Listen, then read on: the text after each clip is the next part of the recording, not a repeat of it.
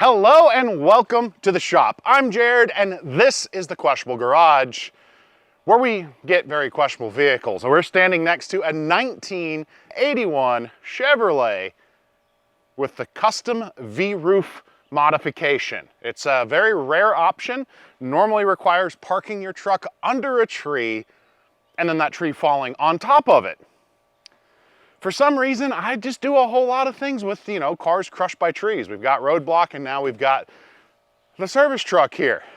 What's really cool about the service truck is we do know a good bit of its history. A lot of times when you have revivals and you find things that are kind of stuck in the woods that you need to start with a weed eater, is it a proper revival if you don't fire up the weed eater first?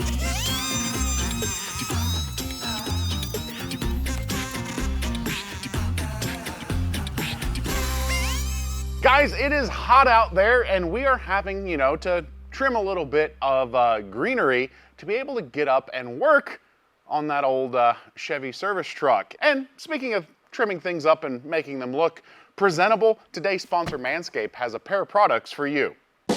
A nut is the logo of the channel, but that's not what we're talking about today. We're talking about your face. Manscaped has got two new products to help keep your facial hair under control. You've got the Beard Hedger and the Handyman, depending on the type of facial hair you want to keep. If you're into keeping a little bit of stubble or a long beard, kind of like me, the Beard Hedger is your ticket. Its titanium coated stainless steel T-blades are the ticket for smoothly cutting and not ripping out your facial hair. Whether you want, again, that smooth stubble or a little bit longer of a beard, the built-in guard adjustable from 0.5 millimeter to 20 millimeter is the ticket for ease, making sure you don't accidentally scalp your beard. Going along with its portable nature, the integrated guard is probably my favorite. Nothing is worse than having to carry 5 different guards depending on the length you're wanting to keep. It's easily adjustable, one-handed, or if you're looking for the quick shave to knock it all down, it is removable. Another benefit of the removable guard, it's easy to clean and you don't have to worry about water. Get it right under that faucet, get all of the hair clean and it's ready to go. You get up to 60 minutes of runtime with the built-in lithium-ion rechargeable battery, and it's got a 3 LED system to let you know how charged and if it's ready to tackle your big glorious beard. Now, if you're a completely smooth-faced man, the Handyman is your ticket. The Handyman is the ultimate compact travel shaver. It's got dual blade technology, the foil on one side with skin-safe nick protection technology as perfected from their nether region trimmers. On the other, you've got the hair leveler blade ready to knock down up to 3 days worth of growth. The Handyman is the perfect on-the-go facial hair accessory. It's small, about the size of a stick of deodorant. So what are you waiting for? If you're ready to upgrade your facial hair care equipment, we love a good tool here in this shop. Head on over to manscaped.com and use code TQG for 20% off your purchase and free shipping. Again, that's manscaped.com. Use code TQG. Click the link in the description box or pinned comment below. 20% off your purchase of the Beard Hedger or Handyman and free shipping. Thank you to Manscaped for sponsoring this episode. So yes, it's another vehicle parked in a tree row, completely overgrown, that most people would look at and not think it even deserves a second chance. But cars have stories. This has a pretty cool one. The owner of it originally bought it in 1989 to replace a 1985 service truck that was involved in an accident. They swapped the service bed onto it and were enjoying it, driving it. It was working great. It got a refreshed engine that they had just put in that 85 installed into this truck. And then one day in 2005, he was on his way home from work and the headlights went out on it. So he parked it and then a storm came and this happened. So there wasn't much need for getting the headlights fixed, and it's just really sat since. And I want to try to make it run and drive and work again because service trucks are really cool, especially ones that, I don't know, maybe we just make it a convertible. Who knows? But before we get too much further into future plans, let's walk around this thing and really just take it all in. See what we've got here, if there's any kind of cool goodies hiding in that service bed. And then we're gonna try to get under hood and see if there's any hope for this engine. Any expert revivalist, Derek, Dylan McCool, you always start in the trunk. And well, you don't really have a trunk, and this doesn't tell us much other than there's a lot of wood, some drill pipe in it, but we have like 17 trunks with all of these doors. So one, that open, which is kind of cool. And we've got some scripture. Should always travel. Surprisingly good condition considering it's been in the back of a truck for so long. Some tape, you know. Otherwise, a rather empty service bay. Does this need both pulled? It does need both pulled. And, oh, hornets, hornets, hornets. Wasp. Behind door number 2, we don't have any wasp spray. We do have a wasp swatter. I don't know if that's a bee or a wasp buzzing me. We'll close door number 2. Empty, but intact. We'll try here. Now I'm really worried about wasps. That's just some rope. I have a feeling we might not find any treasures, but we do have a lift tailgate. Those are always really cool. I've found one off of a truck once that operational. They can sell for a lot. I don't know if it works. Toddco, maybe? Liftgate people, you'll know for sure. All right, this pin is stuck. We'll revisit when we have tools. And just dirt. All right, behind more doors. Electrical supplies, you know, conduit.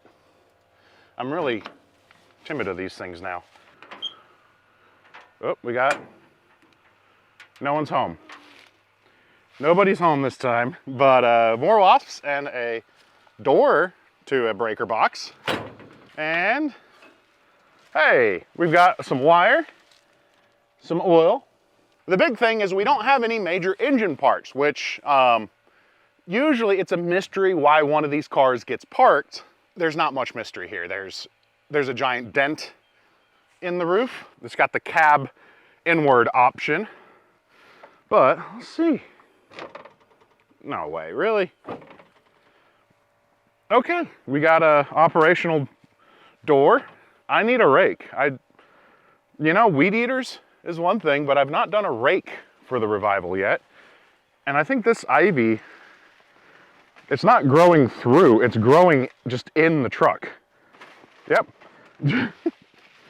This thing has been parked with its junk saw or just mud and junk. It is a full ecosystem in there. I'm sure the floors are fine. Yeah. I don't know if I'm gonna have sufficient headroom in this current configuration. We'll work on that. But then if we look, it's not a fully optioned out dash. We have a speedo. We have gas gauge, we have coolant, charge, oil pressure. We got a radio, aftermarket water temperature, but most important, we got some keys right there. That is gonna make things a little bit easier. It always looks like those melt after a long time, but no, that's just how it is. This thing is crushed pretty good. We don't have any tools with us today because I wanted to get a look at it and see what was possible. Maybe there's brakes. One thing I will point out, most of the tires are holding air, which is kind of convenient, but this might be a problem here. So I can hear the latch is pulled. So let's see if we can get underneath and pop it. Oh, come on. Let me try the release again. Okay, popped again. Come on, let go. I can't tell if we're pinched or if we're not releasing. Should have brought some tools down with me, but I didn't. This was scouting mission. Oh, hey. All right, making progress, I think. Come on.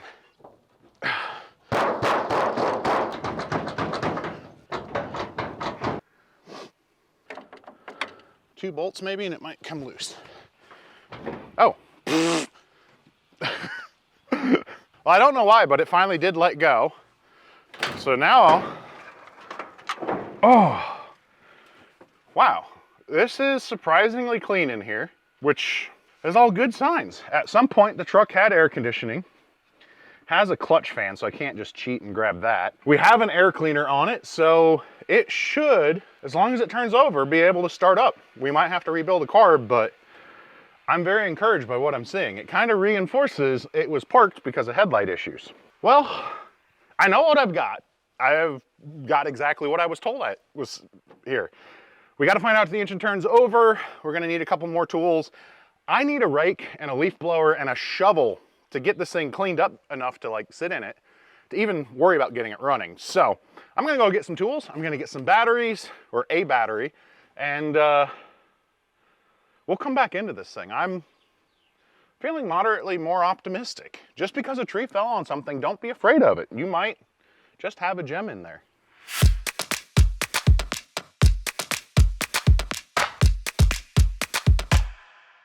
Well, I figured let's work on getting a little bit of the nature off the truck before we do too much more in the truck. My wife bought this for her chicken coop. Hopefully I remember to bring it home and don't get in trouble. Now you need to be careful with the paint. You don't want to push too aggressively.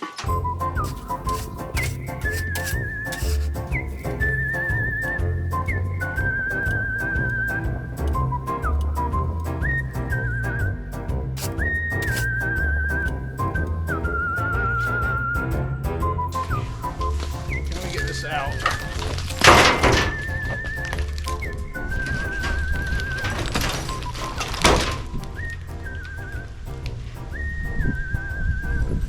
I don't know if we need the ice scraper anymore. Oh, I forgot to get wiper blades.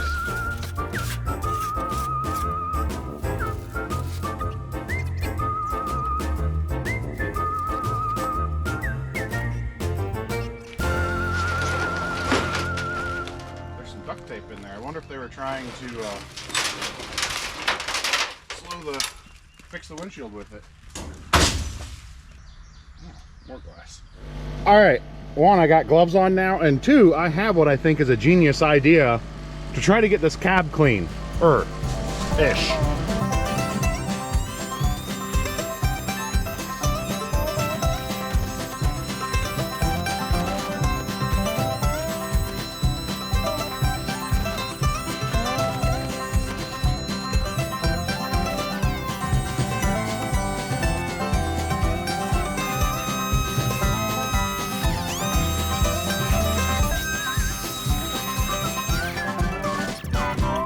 Now, normally I'd say we'd be trying, I almost hit my head, getting the engine turning over would be good, but we got to crawl in and out of this thing potentially, and I'm just trying to get the grass, or the glass even, and other kind of like immediate potential hazards to our well-being removed, and then we can start in. This looks like a custom house carpet. We'll go ahead and just remove that, because there's a lot of glass, obviously. Also dirt, moisture, those leaves that have been leaking down all this time, decomposing. This truck's floors are surprisingly really nice.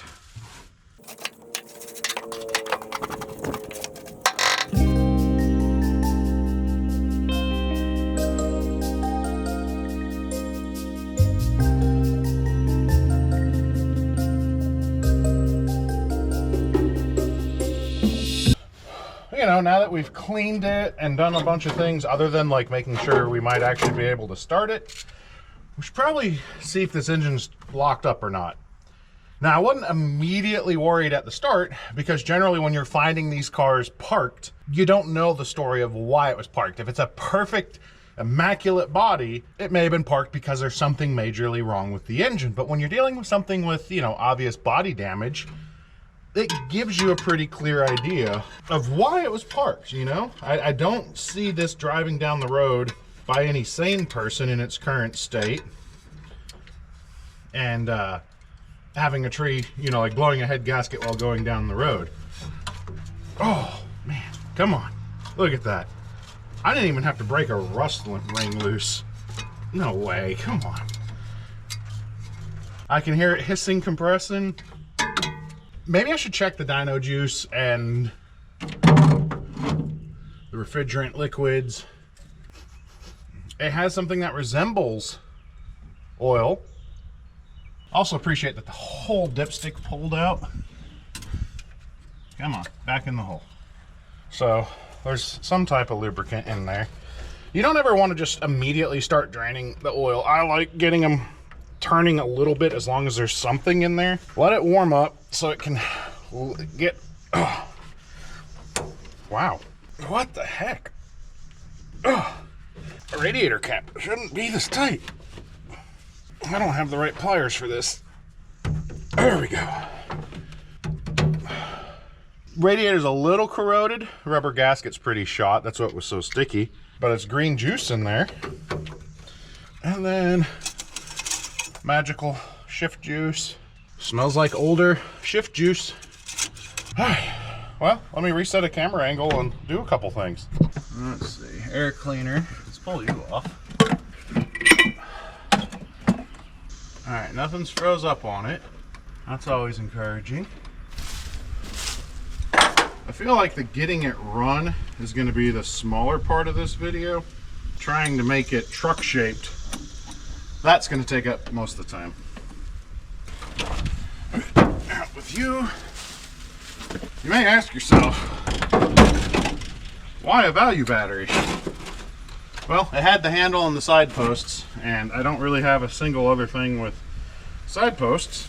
I also really appreciate the fact that O'Reilly offers a budget battery. In a world of, you know, $200 batteries, being able to spend just $80 on something that maybe doesn't need the best, but still needs a really good battery. It's nice not to just absolutely kill your bank account. That is ground. Why does it feel like I'm getting a DC shock in burn? Oh, before I put any juice in the hole, let me come turn the key.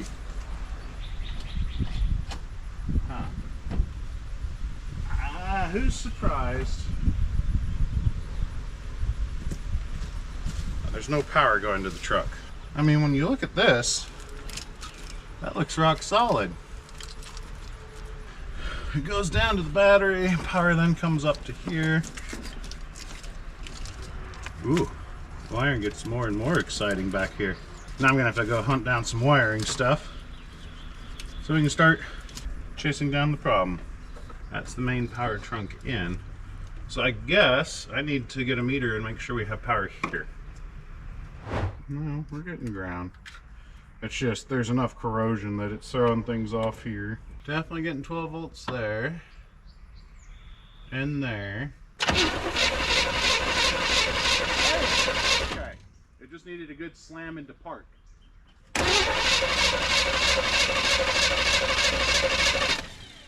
Alright, okay. Lots of opinions. If you're going to pour straight gas or ether down on a fresh start, you also want to put a little oil in there. Or just use premix. Cylinders are dry, especially on older engines. You can really hurt them if you just crank them right up.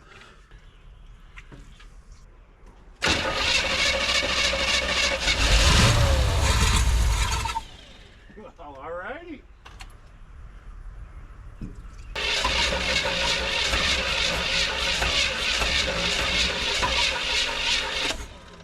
Come on. Fire into life, because we got a lot of body work and probably a carb to rebuild. I don't even know what kind of body work we're going to get out of it. We're just going to try to maybe put the cab into a normal shape that a windshield can go in, or we convert it to a speedster and you just wear aviator goggles everywhere you go. Also, let's take a look at one of these plugs, or two of these plugs. Just see, kind of reaffirm. Oh yeah. Somebody got them really flooded. A little bit of buildup on them. I'm thinking we'll go get what we need to make a temporary fuel system and a new set of plugs.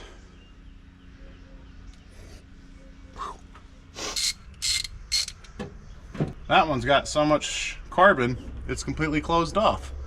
So that wouldn't spark very well either.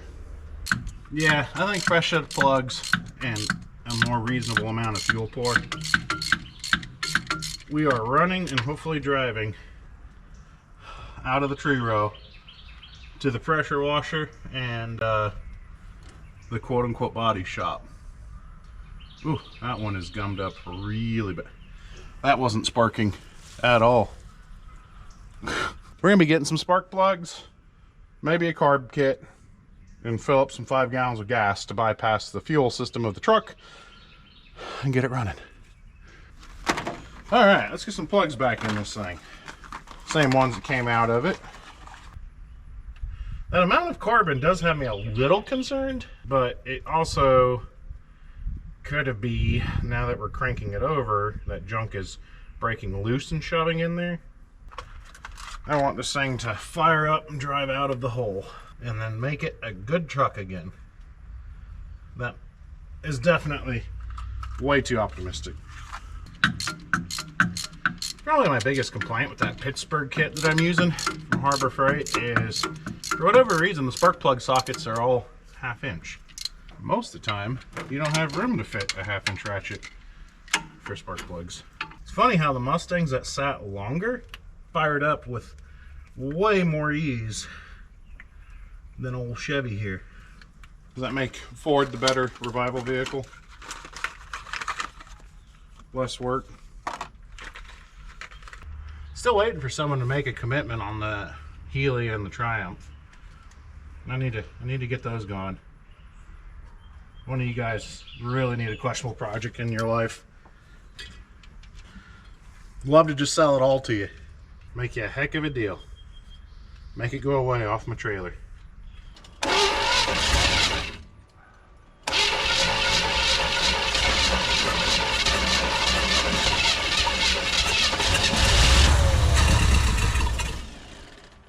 Fuel is now coming down to the pump. Pump is definitely trying to push fuel up to the carb.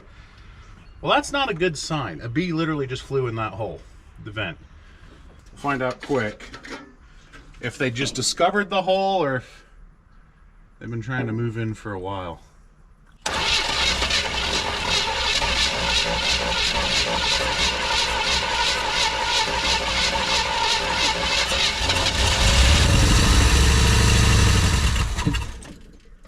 Come on, come on.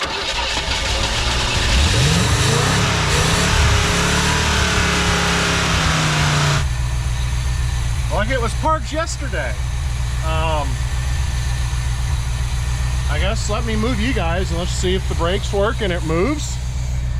Now, if we're honest, headroom is never really a premium for me in this style of truck anyway, but I'm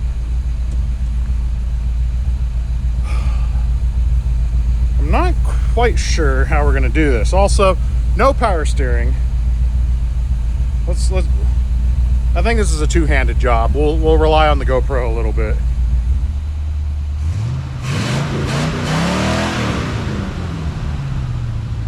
Get nowhere with gear select.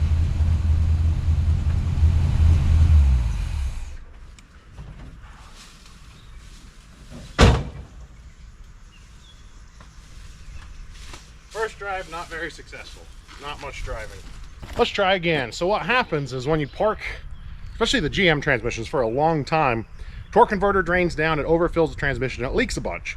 When you fire it up, all the fluid that drained down gets pumped back into all the crevices, and it has nothing left to go forward. So a gallon of go juice, maybe? We'll try. We'll see how well it restarts too.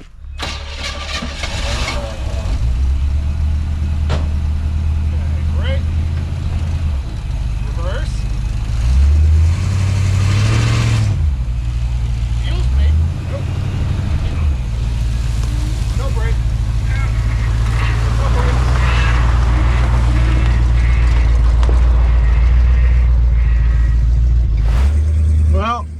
I think it might just be the master cylinder, but we got nothing for brakes. That's my view. It's actually running pretty good. I'm just kind of idling up a hill. In case you're wondering just how crushed in the roof is, there's the slightly crushed in door pillar. There's the roof.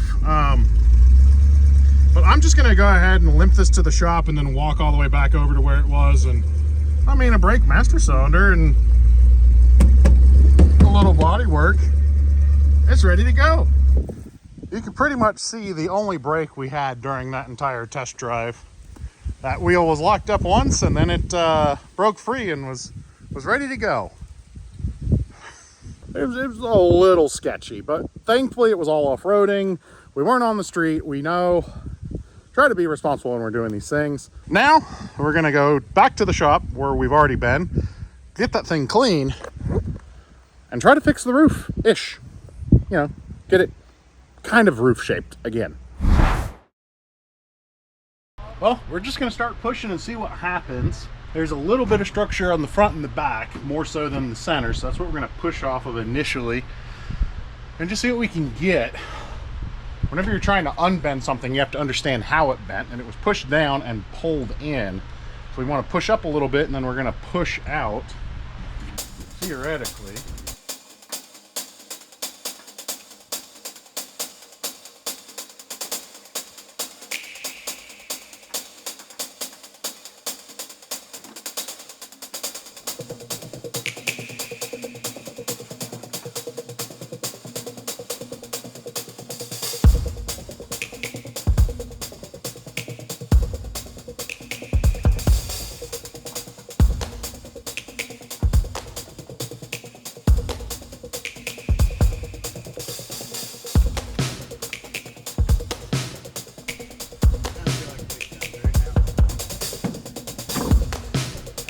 I gotta go get it.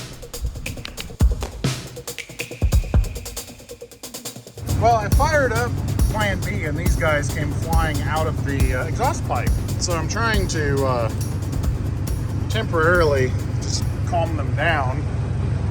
Pretty sure I broke my finger because I saw them fly out and I forgot I had just put the tractor in first gear. Oh no, I just found another one of them. But yeah, so they went flying out. I tried to save them, and in the process kind of fell off the tractor and climbed back on the tractor, but fell. Ow.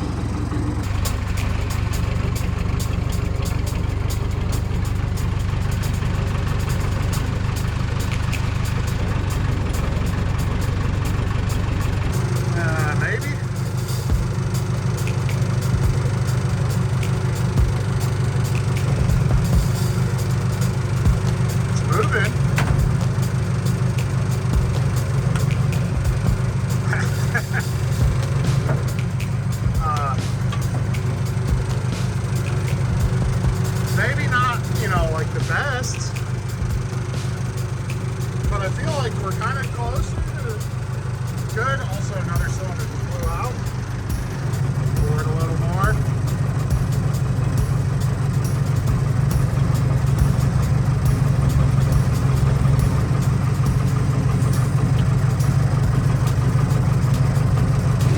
I don't know if you can see the swelling. She's definitely broken, but the plan is working pretty well so far, I think.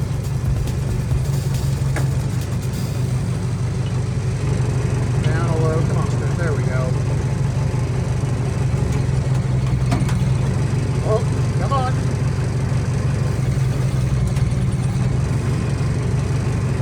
Come on.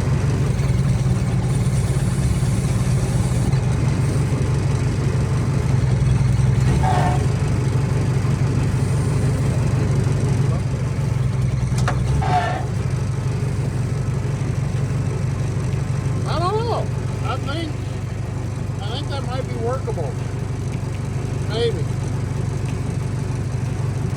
We'll see. I got to push down a little on the far side. Not there.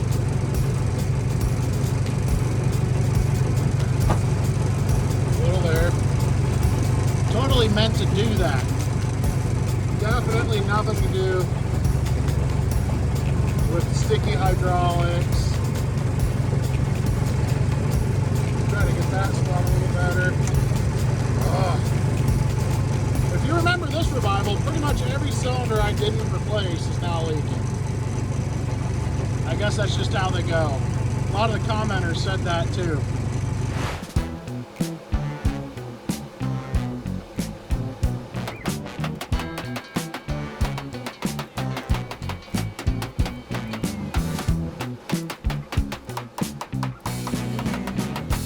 If you didn't know any better, that's a perfectly good truck, right? Sort of. I mean, given the tools that we used, that's an okay shape. We got it looking sort of like a truck again. It's hard to get this body line perfect, you know, because the door, it's also bent. But I'm pleased. Also off camera, I put in a brake master cylinder. Now all the brakes are locking up. So we're probably gonna need all calipers and brake lines. Who would have guessed truck sitting this long would have problems like that? But I think the next thing, instead of addressing the brakes, is let's clean it. We've got moss on it, you know. Let's give it a really good bath. Also, I realized I didn't really totally tell the story of the finger and the case yesterday. So what happened is I started it up, and editor Dwayne was fantastic. I told him in the story, and his reaction was, well, not to be insensitive, but did you record it? I didn't get all of it because, you know, the case just works after the revival. We jump in it, start it, do what we need, and move on with life. Apparently Barnswell, rather than, you know, make a nest in a safe place, they made it down inside the exhaust pipe of that case. And they just were forcibly launched out of the tractor. So when I jumped down, I bumped the forward lever with my leg. Didn't quite realize it. Didn't go all the way up, but it was part way there. It got just enough pressure to then start moving the tractor forward inside a pole barn.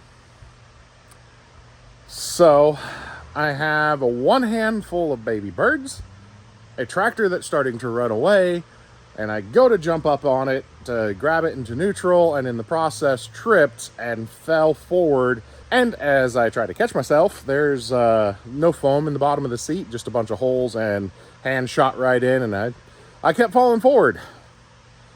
But I think we saved the baby birds. So that's the story. Now we're gonna pressure wash this, and I'm gonna ponder, what do we do with this?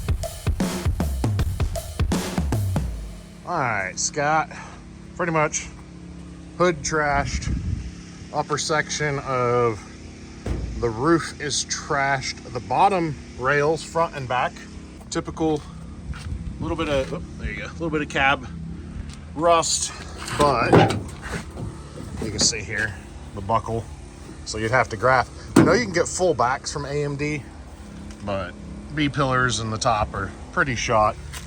Floors, despite having home carpet on it, they're in a really good shape. Seat's a little sad. It's two-wheel drive, this door's fully intact. Glass broken on that side. Good original chrome mirrors that aren't completely shot. Underneath here, it is an AC cab. Engine doesn't have AC stuff, but you can put it there pretty quickly.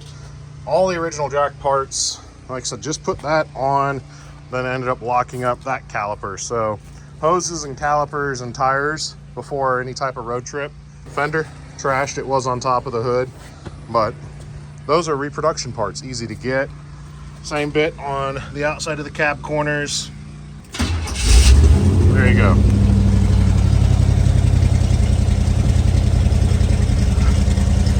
Just idles along beautifully. That's on a carburetor. Imagine what your EFI could do for it. A little low on power steering. It does work when it has fluid. I haven't found or chased a leak yet because I've not been able to drive it much. Most all the doors work. There's keys. I think there's a key for some of these that still have locks in them. Includes the Hornets.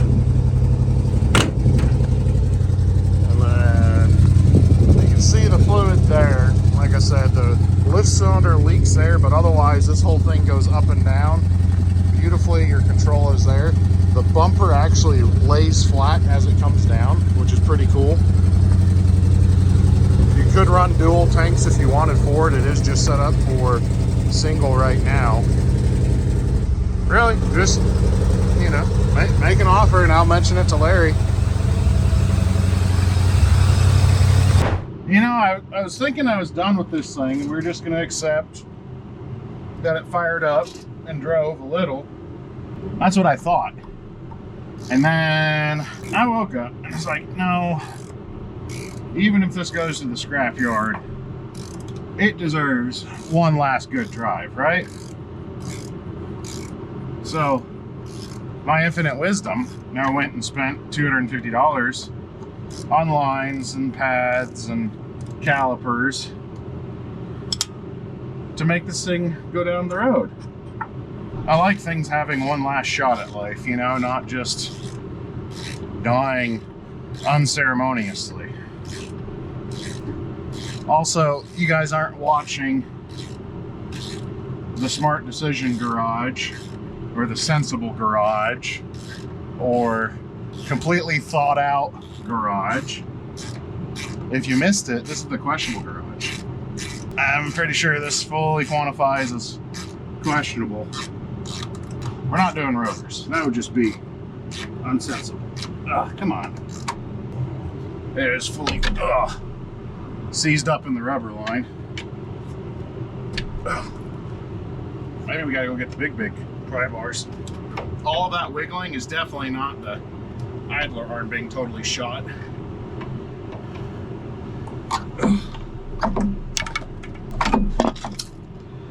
Bleeders on the top. Well, we're gonna have to make one hard line, bolt in the new soft lines. I have thought about trying to call a shop to come out and put a windshield in it,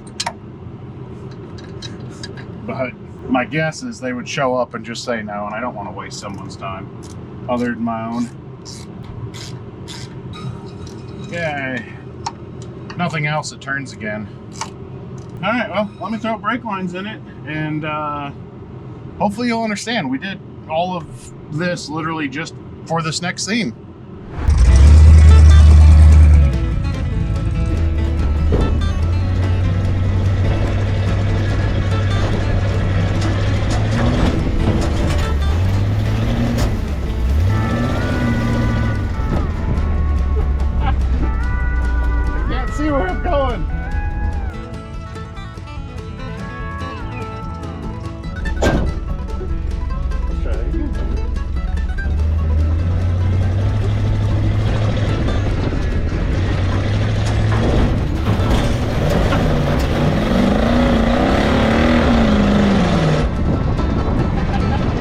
One downside to the open cab design is you wear everything you drive through, but it's still a lot of fun.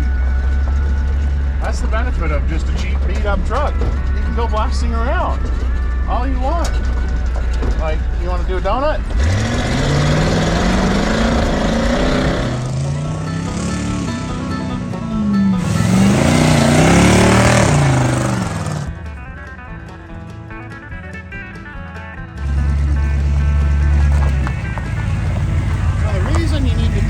tips when you freshly revive your old farm truck is to make sure it doesn't overheat. We're at 170 degrees and we have perfect oil pressure.